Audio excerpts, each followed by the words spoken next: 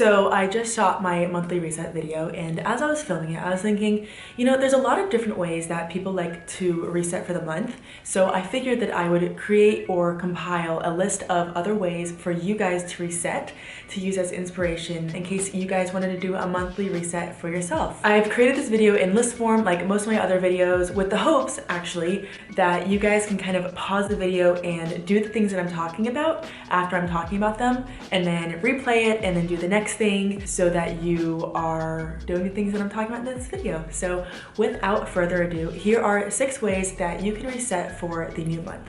Number 1, the obvious, is goal planning. I'm the kind of person that likes to get to the root of why we do certain things, and if we think about resetting for the month, what we're trying to do ultimately is to achieve new goals for the month. We want to set new intentions to continue on a certain path. I bet you have goals that you'd like to achieve, whether you've spoken them out loud or not. So what we're going to do is refamiliarize ourselves with those goals and what we need to do to achieve them. Personally, the best format that I have found to do this that allows me to see the bigger picture and then the breakdown of what we need to do to achieve that bigger picture is the 12-week year.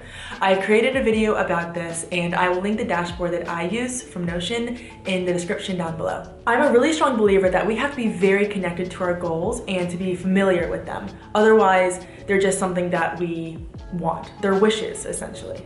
So what I want you to do right now is to just write down 2 goals that you have.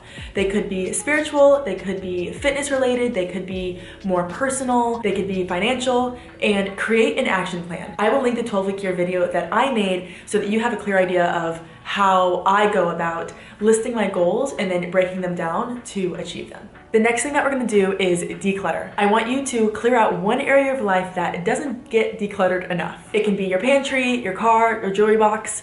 This month, I think I'm gonna clear out my phone. I just have a lot of apps that, with this new update that doesn't have all of your apps on your home screen, I find that I download a lot of apps and then never end up using them, and it's taking up precious storage space. So I'm gonna go through that and clear that out. The third thing I want you to do is to check in with your finances.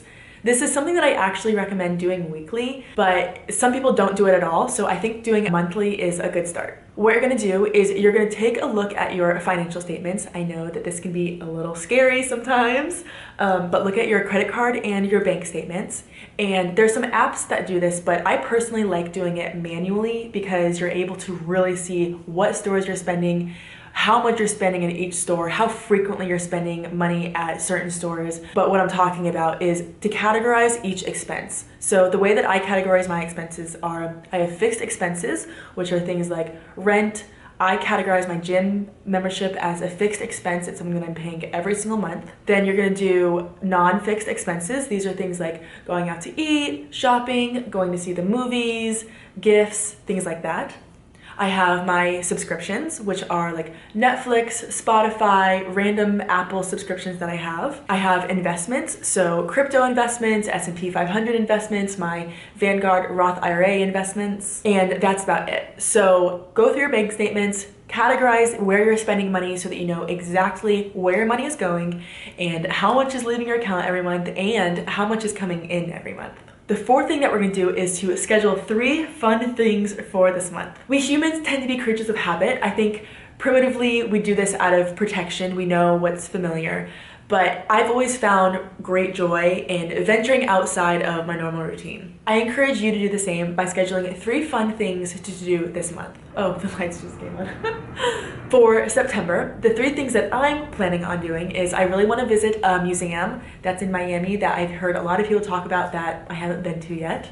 I plan on having an autumn soiree with a few close friends. And then I want to paint some canvases that I've picked up but have kind of stuffed in the back of my closet. I just really haven't painted at all since I've moved to Miami. So those are the 3 things that I plan on doing this month. Yeah, I just feel like a lot of us get stuck in our routines, and by the end of the year we're like, oh my gosh, I've been wanting to do this for a year and I never got around to doing it. So I feel like the beginning of the month is a good time to schedule that in and make sure that you're having some fun this month as well. And the 5th thing that I want you to do is to check in with yourself. There's always going to be something to be done. I think it's really important to take some time to reflect inwards. Did this month fly by, or did it take forever?